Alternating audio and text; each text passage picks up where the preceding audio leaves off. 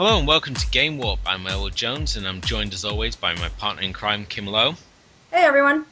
Tonight we're going to be looking back at the recent E3 conference, as we take in the highs and lows of this year's conference, taking in turn to look at each of the main players at the conference, which obviously took place the weekend before the main show.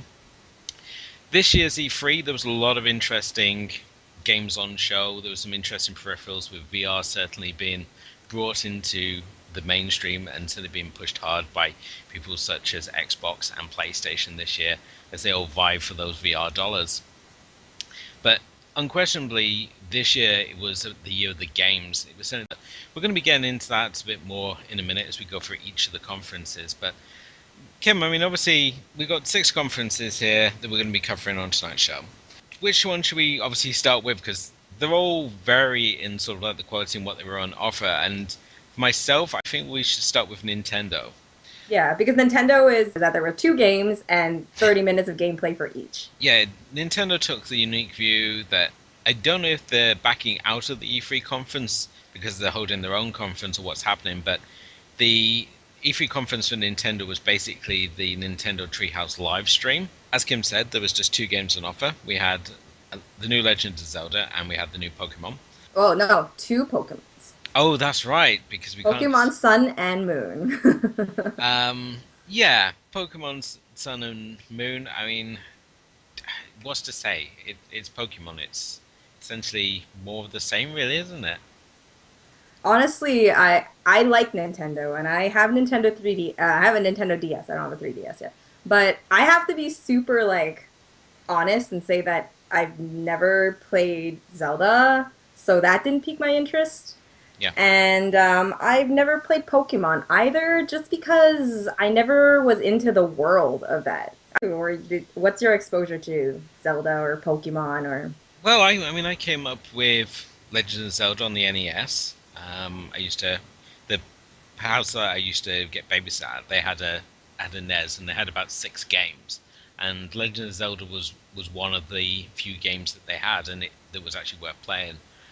So I played the first one. I never played any of the ones which sort of followed until Ocarina of Time on the N64, which still now people are excited about Ocarina of Time. It's sort of set this amazingly high benchmark, the same way that Akira did for anime. Legend of Zelda has constantly been trying to beat Ocarina of Time, it seems. With each new game that comes out, they keep going for this more and more cartoony style.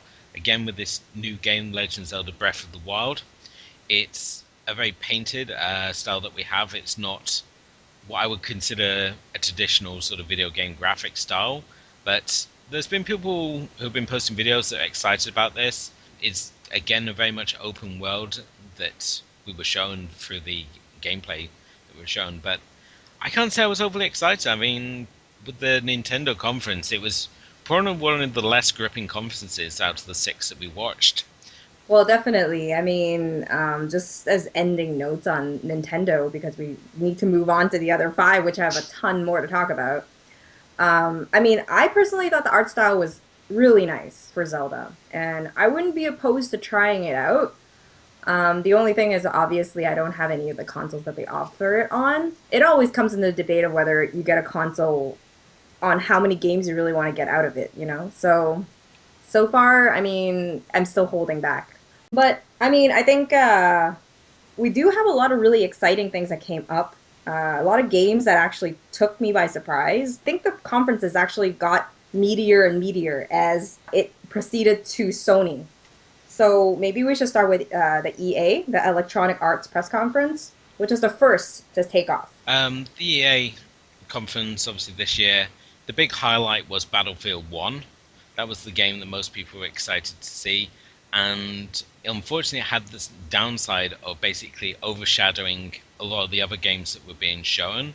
Amongst the EA conference, we got to see Titanfall 2, which is now going to boast a single player mode and gives more interaction between the player and the Titan, which is very exciting to see. So it was both exciting to see great footage from both the multiplayer as well as the single player game. So it certainly had a lot of people interested with that one, much like EA Originals, which I think when EA Originals came on, I instantly hit Kim up on the email and was like, "Are you watching what I'm watching now? This is meant for us." Even if you knew that I was.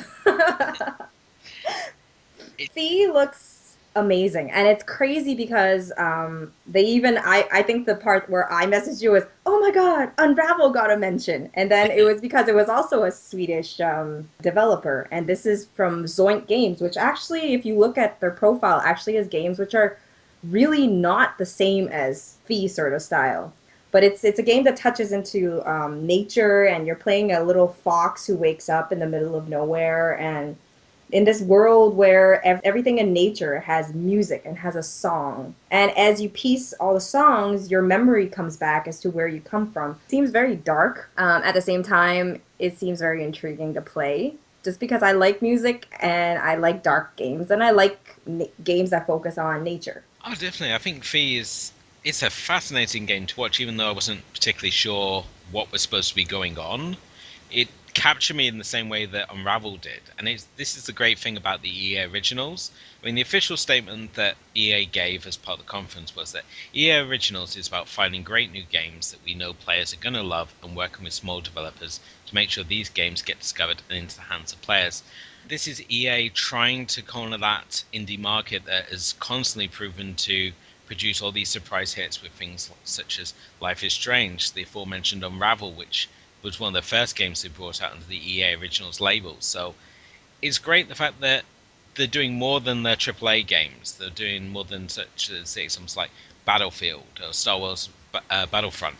They're taking the time to invest in smaller games that are more imaginative or trying to do something different. And I think Fear is just such an exciting start to this new sort of line of games from EA Originals. So You know, you talked about Battlefield 1. And honestly, I think that that was definitely a highlight in the conference, mostly because of just how beautiful the war seems. And it's up to 62 players, 64, 64.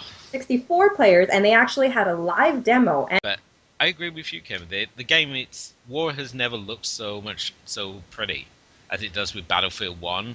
yeah, And again, it's hard to say whether it's the change of scenario really, because the previous games that we've seen from the first-person sort of shooter ones have always been like Modern Warfare or World War Two. So this is something new because it's World War One. So we're seeing things such as armored trains and tanks, and we've got to see the huge airships that come in and how the actual environment works and how smooth it runs as well with 64 players because that's quite a battlefield that it's taking place on. yeah, and also, I mean, if you just look at, I think that one of the best features, I think the captivating part of this was the respawn screen, was that is swept into the surroundings so that when you respawn, you had an idea of everything that happened. It wasn't like, some respawn games where you just end up in the middle of a war, people are shooting at you. It's center of action, and then you just land there, die right away. And then you got to respawn again, and then who knows where you're going to be next, Yeah, right?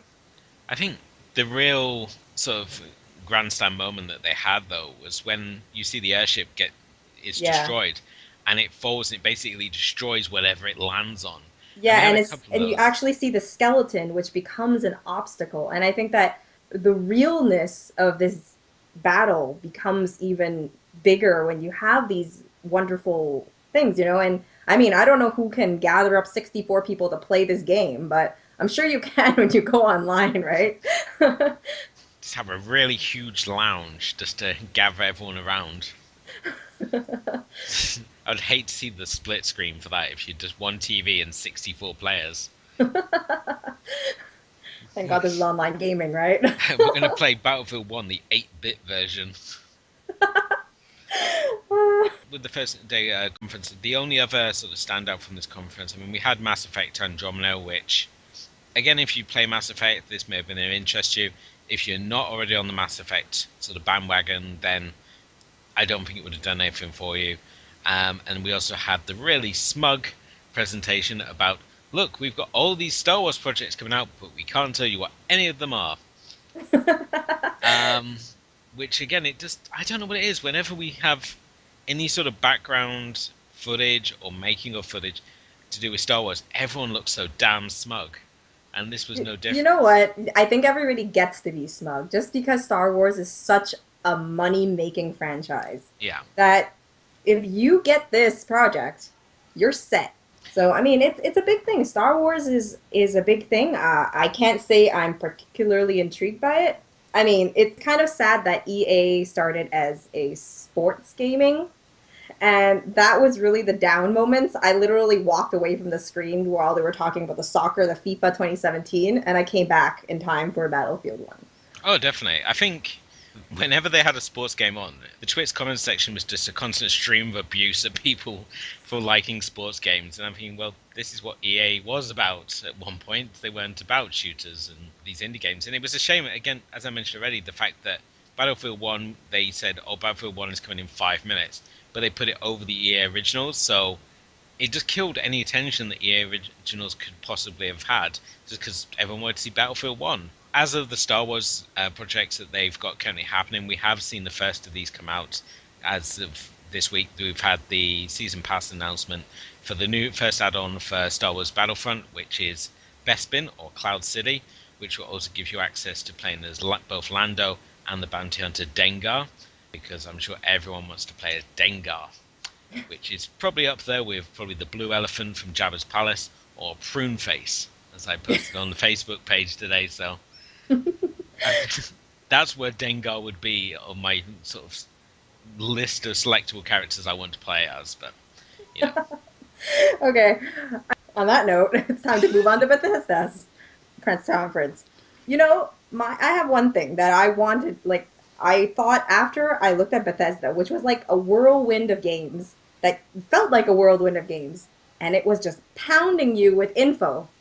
And then I turned back and I looked at my, like, all the games that were actually new games and not add-ons or DLCs or something. And it turned out there was only three new games that were coming out, and then one was like Quake Champions, which is like, oh, we're gonna have more info on QuakeCon. And I yeah. was like, oh, okay. I mean, it was kind of nice of them to tease it out, but I would have thought Quake players are going to be interested at E3, so why they felt the need to sort of keep it there. But Fallout 4, obviously, a lot of people were so excited about Fallout 4, and we got the announcements for both Contraptions Workshop, Vault Tech Workshop, as well as the Nuka Cola add-on as well, which is coming in August. Which again is really exciting because it allows you to play as raiders, which is going to be an interesting take for the series. At the same time, Fallout Shelter got a lot of love, with updates also being announced for next month as well. For a free-to-play game, of Fallout has really sort of taken off, and has seen a number of celebrity players both voicing their love of the game, with people like Dan Harmon frequently talking about it over on his podcast Harmontown. So there's definitely some love there for Fallout this year, and it looks set to continue in the months coming ahead. But Well, and if it didn't have any love, it definitely has it now because Fallout Shelter was also part of the Google Play Game Fest, which ended on June 24th. And that was the thing. It was sort of like, oh look, what we're revamping, and I don't yeah, know. It's There's obviously going to be people out there who don't hang on to their original versions of games and would be happy to get a chance to play revamped versions, or for some people just play it for the first time because they missed it the first time around. So there was some excitement there, but for myself, it was always going to be about the new games that are coming out, and obviously, Prey was probably one of the most exciting titles they absolutely. had, really. Yeah, that's definitely the one. I mean, that is the one that I'm totally excited about. Just, I mean, it's psychological thriller. It looks a little horror-ish. It's first person. They launched it using terms immersive and psychological thriller. So it was really nice. It's supposed to be released in early 2017. Prey just looks incredible. I mean, I really hope they can deliver. And The big centerpiece of obviously their conference was Dishonored 2. This was one of the presentations which went on way too long and absolutely. proved to be very detrimental to the cause for promoting Dishonored 2, because it started off having the audience's interest. I think after the 10th minute, it really went downhill as we sort of, oh, we're still talking about this. Give us something to play. Let us have a beta.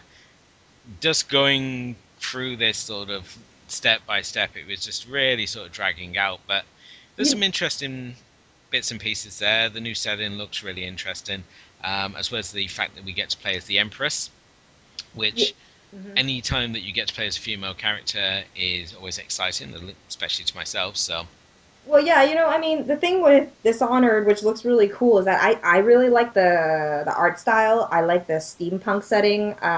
It's actually made me want to play Dishonored because I haven't played it yet. But the thing with Dishonored 2 is that you make a really good point, is that they should have just said, well, check out whatever beta whenever, wait for the beta to come out or whatever.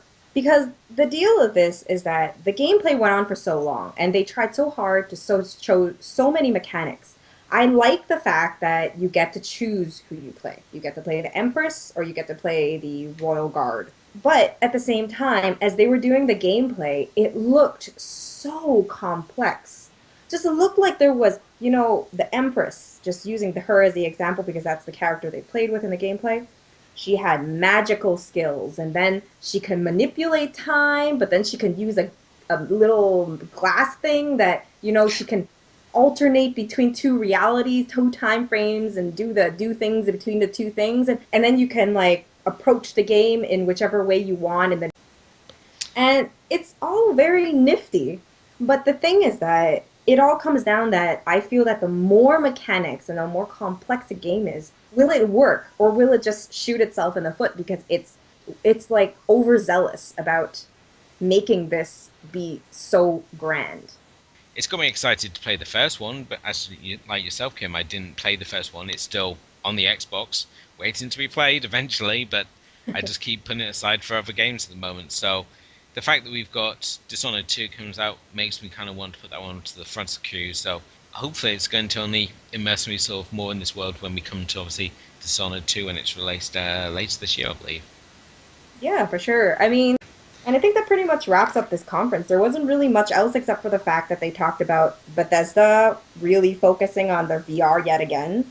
And on the floor, they had Doom VR and Fallout 4 VR, which will be compatible with the HTC Vive and will be released in 2017.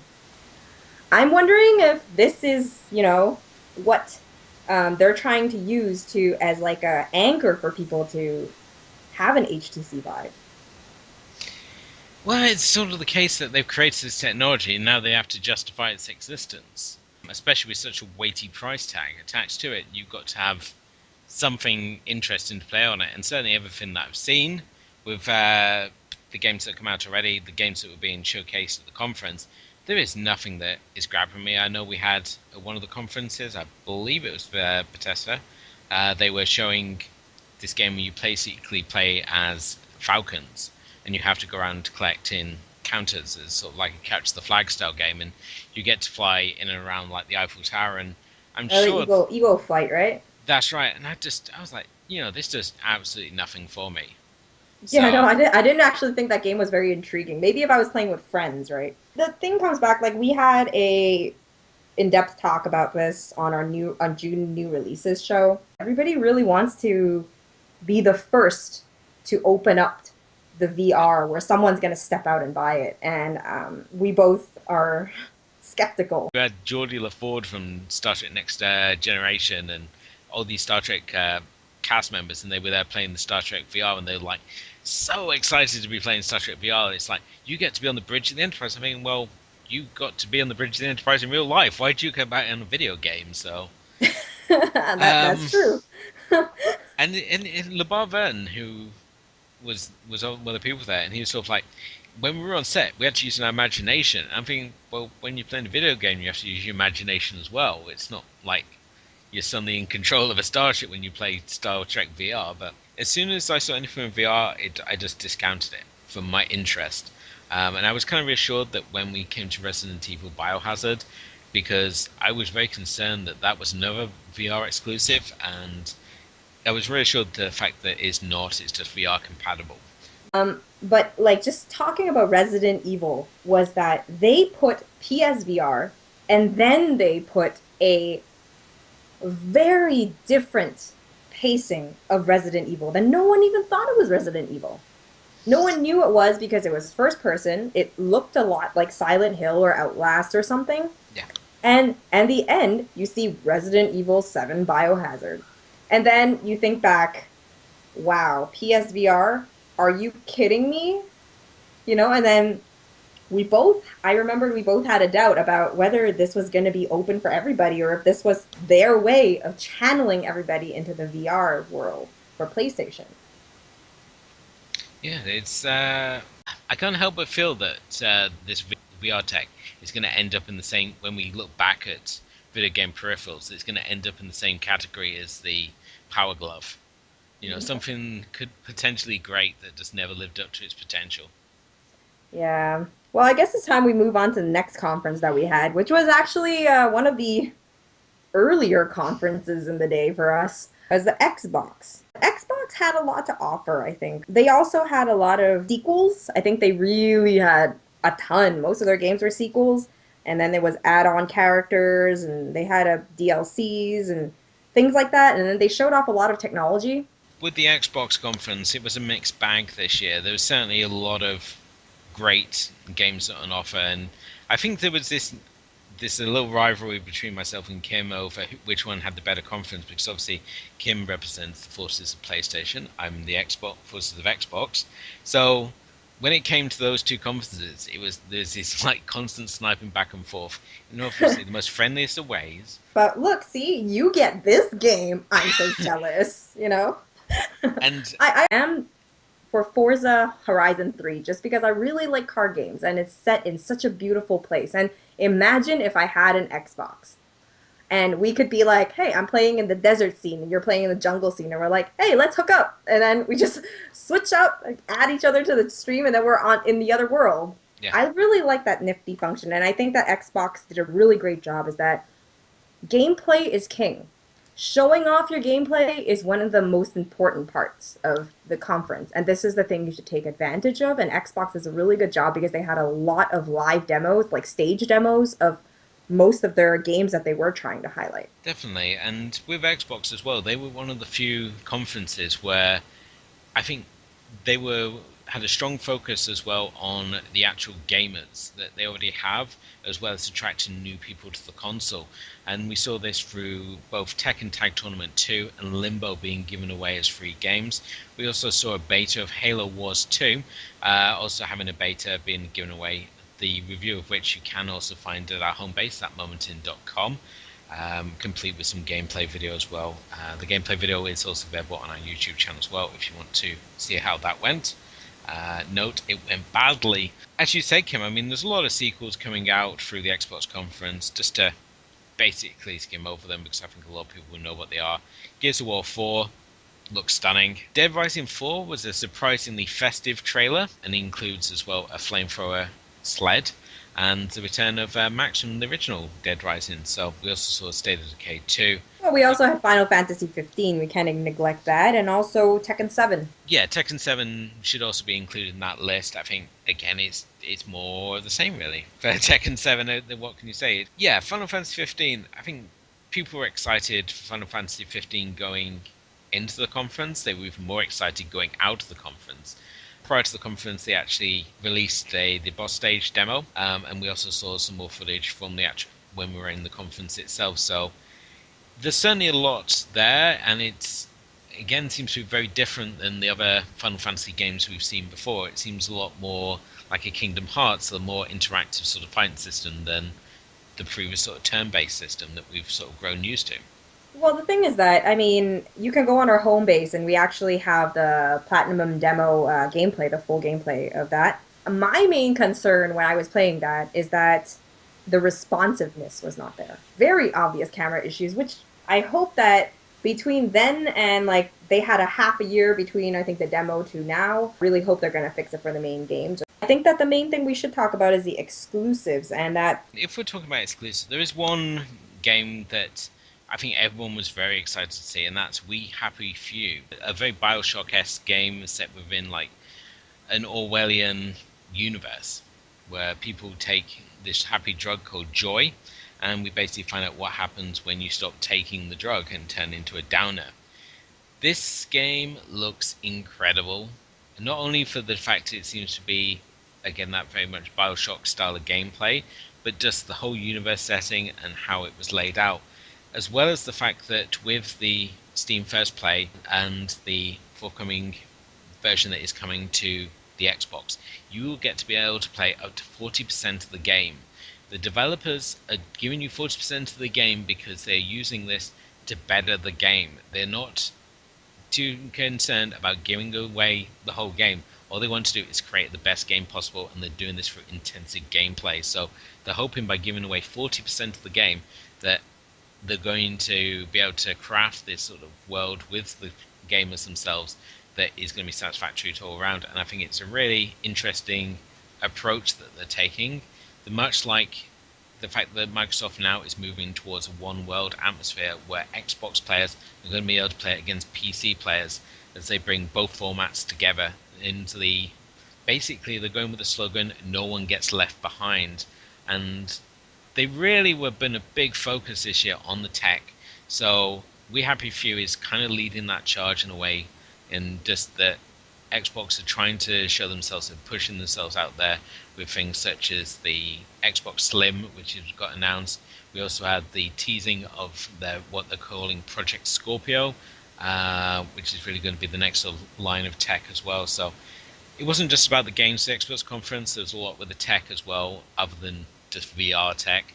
So it came away a very positive experience, and a couple of games heavier as well as a result. Yeah, I mean, before we move on, I think that one of my disappointments was that I was really excited to learn more about Inside, and which is actually from the creators of Limbo that you had previously mentioned before, that they're giving the game free. Yep. And the thing is that we only had a very short trailer, and it's still absolutely obscure as to where this is going. But I mean, I played a bit of Limbo, and I really wish they had a little bit more. I felt like they were still teasing us a little. Yeah.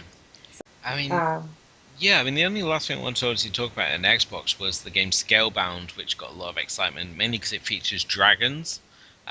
Again, featuring that Final Fantasy freeform fighting style. I liked the idea of dragons. I just, for some reason, I just couldn't get on board with how these dragons move. They just didn't move the way I wanted dragons to move. But I thought it was appealing to look at. I didn't have that big of an issue. But then I mean, I really like dragons in general. I thought that that was really appealing, and I really like the switch up of the character design, and like they're in kind of like I don't know steampunk clothes or something like that. The outfits are not matching to the scene they're in. I don't know. It just looked very Final Fantasy esque, but with dragons. It looks cool. I mean, if I had an Xbox, I would try it out. Yeah, I mean that's it for Xbox. Moving on to the next conference was Ubisoft. Which you really love because, especially because of the host. We opened to probably what seems like B-roll footage for a Katy Perry show. Um, Yeah, we got dancing, I don't know, elephants or giraffes or something, and then there was like all sorts of stuff. It was one of the most uplifting ways to start a show for sure. yeah, But it's for Just Dance 2017. I'm I glad that they explained what it was for because no one seemed to know what the hell it was. They just You got know the thing excited. is, Ubisoft did a really good thing was that they hashtagged everything on this corner of their live conference screens. Mm. So there were hashtags for Just Dance 2017 as they were dancing, and I was like, "Oh, hey, that's for Just Dance." I mean, the Ubisoft conference had an advantage over the other conferences, as this year it was hosted by Aisha Taylor, who is now 5 years into hosting conferences for Ubisoft, and she really captured the energy and enthusiasm of the company. She carried the segments well and generally showed herself as being a proper gamer, which when you have these sort of conferences, you have things like the BAFTA Game Awards that when you have someone who's an actual gamer and not just someone who's there to collect a paycheck, it makes all the difference. And yes, this is a trade conference, but at the same time, it's being watched by gamers, and we appreciate it when the companies actually bother to get someone who's both interesting and one of us. So Yeah, yeah, so yeah, so what would you say is like, I think that she did a really good job, but in the end, what was the game that you thought was standing out? I mean, one of the maybe more split concept is that I know that I think that right when South Park, the fractured butthole, yes, South Park: The Fractured Butthole. It's the South Park's take on the Marvel Cine Universe. where Cartman, here as his superhero alter ego, the Coon, is rounded up the other kids at South Park who all have their own superhero personas, as anyone who's seen the show will be familiar with already, including my favorite Tupperware boy. The plan being that they're all going to get their own superhero movies and make millions of dollars. And as with the previous game, Stick of Truth is your job. You join as a new kid and you create your superhero, as we saw through the gameplay. And this was really great because it was introduced by Matt and Trey, the creators of South Park, who again have had great input into their game. I think it's a South Park game. If people know what to expect from a South Park game the same way we know what to expect from a Quentin Tarantino movie, it's going to be crude, it's going to be offensive, and the game pretty much showed the same, and it basically stuck it into Marvel and DC superhero movies and broke it off. Yeah, I was certainly excited about that one, but that's just my warped humor for you. The one that caught my eye, though, definitely has to go to For Honor. Mostly because I just find it amazing that, you can be a samurai, a Viking, and I think it was a knight. Yes. They had actually talked about this apparently in the last year's conference, which I never heard about. So For Honor for me was really huge. And then, I mean, for those of you who are looking for a Valentine's Day present for your gaming companion, it releases on February 14th, 2017. I think the one where I had the biggest reaction was the Trials of the Blood Dragon, which is a really nice mashup of Trials, which is the game I really, really loathe but want to be better at, and Blood Dragon, which is a DLC of something you had mentioned. It was a Yeah, Blood Dragon it's DLC, and I don't know what it was part of. Blood Dragon was the DLC for Far Cry, Yeah. and it basically took the Far Cry mechanics and put it into a neon 80s world. So the two worlds are combined together to give us Trials of the Blood Dragon.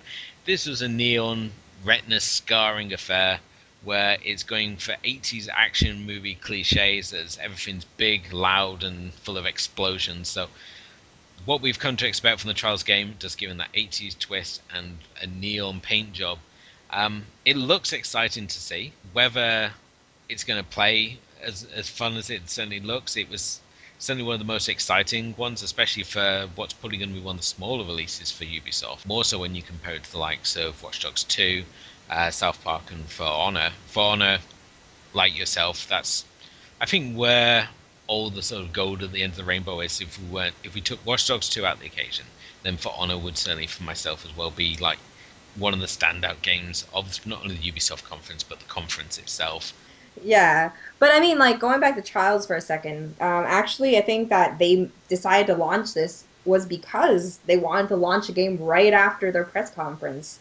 I wonder if it was a good decision on Ubisoft to end their conference with a wild card like Steep, which is pretty much a winter sports game, winter extreme sports, if anything. You can paraglide, you can. You can ski and you can use wingsuits. Yes, exactly. I actually thought it was very exciting. And the first glance of it, I kept thinking that it was going to be a VR game, which would have been a real downer. But it turns out that it's an actual non VR game.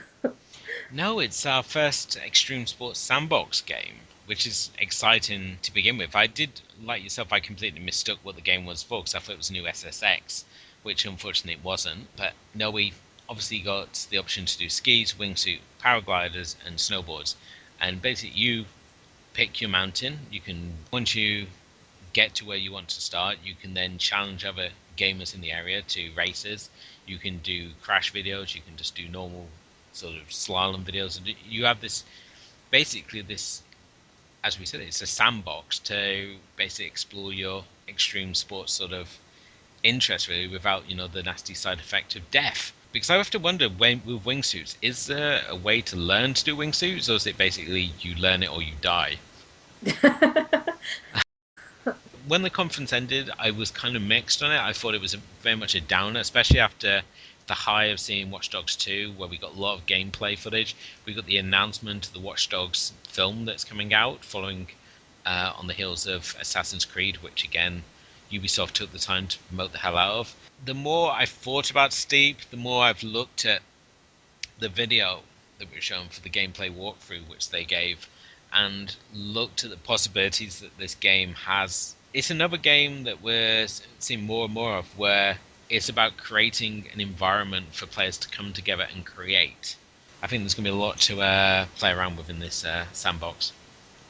Before, for the sake of time, we should move on to the PlayStation because that's going to take an oodles of times there. Yeah, But just for our listeners, there was the show did start, followed after Just Dance was Ghost Recon Wildlands. And I think I can say for both of us that we had a conversation right after that this was a very underwhelming presentation on Ubisoft's part.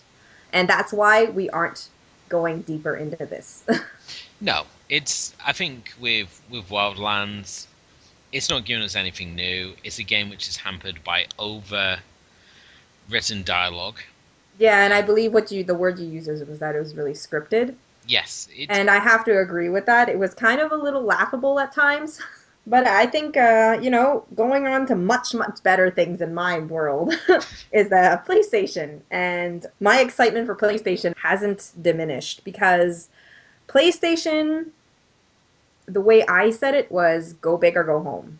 Because they started the show with an orchestra, a full orchestra, and they just kept surprising you over and over again. I'm guessing by now most people would have heard of it if you are in the gaming world, is that the orchestra led to God of War, which has now pulled itself out of the mythology world of like the Greek mythology, but rather now it's a Norse mythology, I believe. That's right. We've heard the new God of War.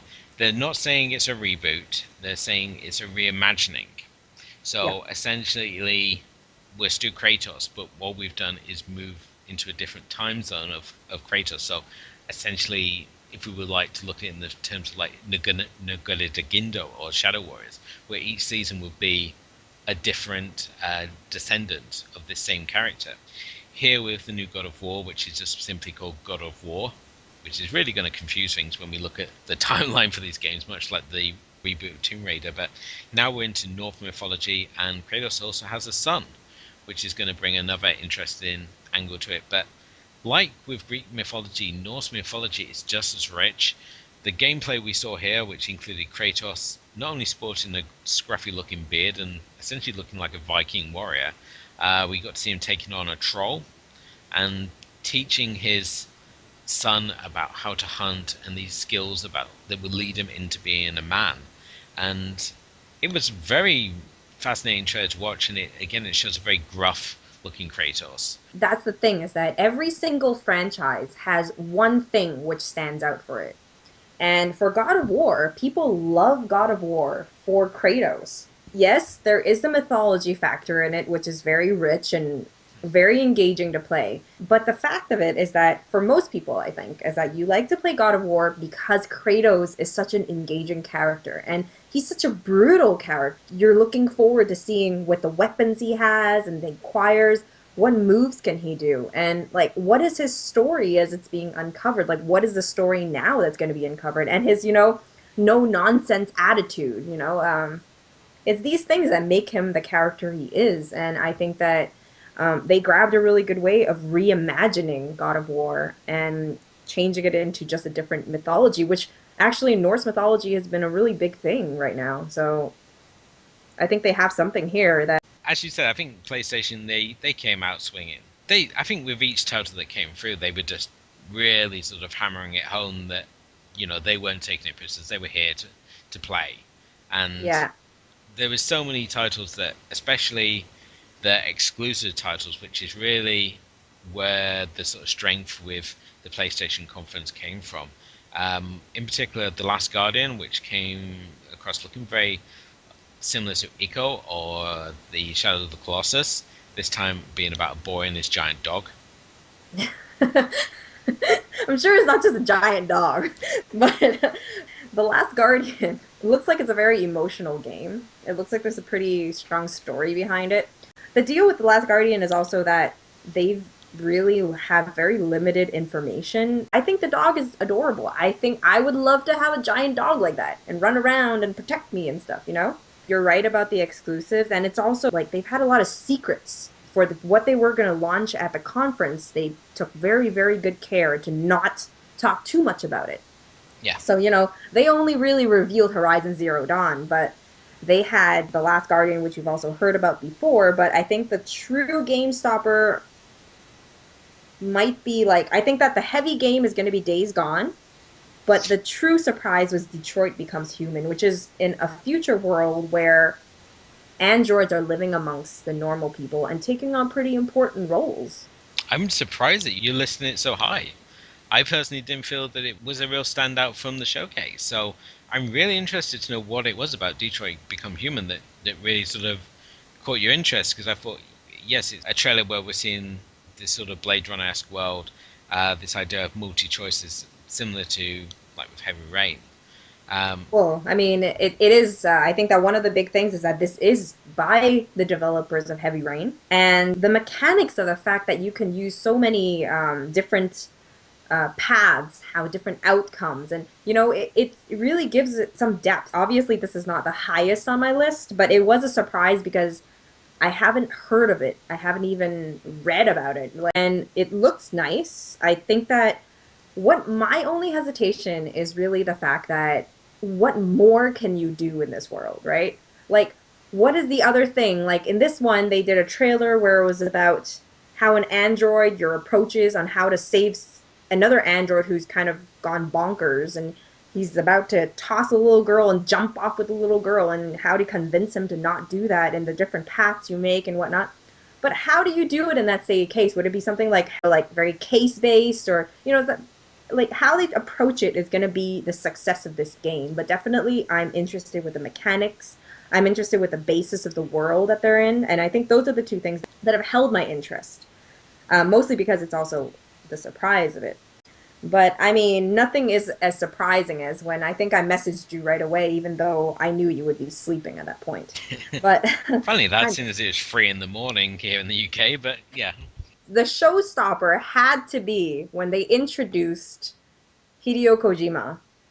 And he came out with the most obscure cinematic trailer. And it Yes. was just Norman Reedus, an animated Norman Reedus, naked with a cable connected to a baby. And then the baby disappears, and then you get handprints all over you. And this game is called Death Stranding.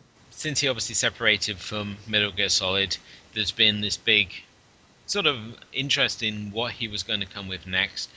Obviously, Death Stranding is the first game from his production company that's coming through, and yes, it was very unusual to see. At the same time, I was deeply moved by this trailer. I Yeah. think I was strangely tearing up, and I couldn't place why. Anything that Kojima comes back out with right now is gonna be like something that someone really looks forward, like everybody's really looking forward to, because it was just, you know, the moment they didn't even try to say his name, they were trying to like build up the suspense, right? And then they said his name, and I right when they said the name, I was like, oh my God, it's him! You know, I was so happy and I was so excited. There was always this rumor: would he appear, or wouldn't he appear? Yeah, And the exactly. fact that they just let him come out and he just like completely blew us all away. I know that certainly with the trailer, because you don't see any gameplay, it is all Yeah. just a cinematic trailer. There was a number of people who want to see the behind the scenes footage of how they filmed that one, especially it features a naked Norman Reedus. Yes, we get to see his bum. But I think the last thing that I think that the PlayStation conference, their main throwdown had to be Days Gone. Mostly because they mentioned only a bit in the front, and then they ended the show with the gameplay trailer, of like the stage gameplay, a stage demo of the gameplay. Yeah, I think PlayStation wanted their Battlefield moment. They opened with just the cinematic trailer, and Days Gone, a game I'd not heard anything of until the conference. It Mhm. basically seems them trying to find their new The Last of Us, and I Yeah. thought we would just basically get the cinematic trailer, and that would be all the teasers with. We get to the end of the conference, and it seems they're going for that Battlefield moment, as I said already. Is they're like, we're going to come out, we're going to do footage from Days Gone, which you saw at the start of the show, and yeah, it looks interesting, kind of like a more action-based version of The Last of Us. Once again, zombies are the theme of the day. We see our character here who's basically a drifter slash bounty hunter called Deacon, with sort of the details about his past and that are kind of a bit clouded in mystery at the moment. But certainly the gameplay mechanic looked really interesting to see, very smooth. Yeah, for sure. I think that they did a really good move. Just it's a smart move that they did do gameplay on it, just because it's captivating to see the world that it's going to be part of, and they can encounter like different people, and I think that it's nice. I mean, people. I think if they're banking on the success of The Last of Us, and that this gives kind of similar vibes, but in a different setting, that it's I think it's one to look out for as well. I just don't. Is this an exclusive as well? This is going to be another exclusive, from what I can tell. They've certainly not given us any details there to give any indication that Days Gone is going to be anything other than an exclusive. The same as The Last of Us. I feel that they're going to be very keen to hang on to anything that is similar to The Last of Us. So I wouldn't expect this on other consoles or PC anytime soon. If our viewers would like to see a full impressions of the highlights of all the conferences, they are available at our home base, thatmomentin.com. You can head over there and check that out. If you enjoyed this episode, please like, subscribe, and comment. To catch our episode on the go, you can find us on SoundCloud. Head over to our home base, as usual, to see other game reviews and news bits, thatmomentin.com, as I mentioned before. And you can follow us on Twitter and like us on Facebook.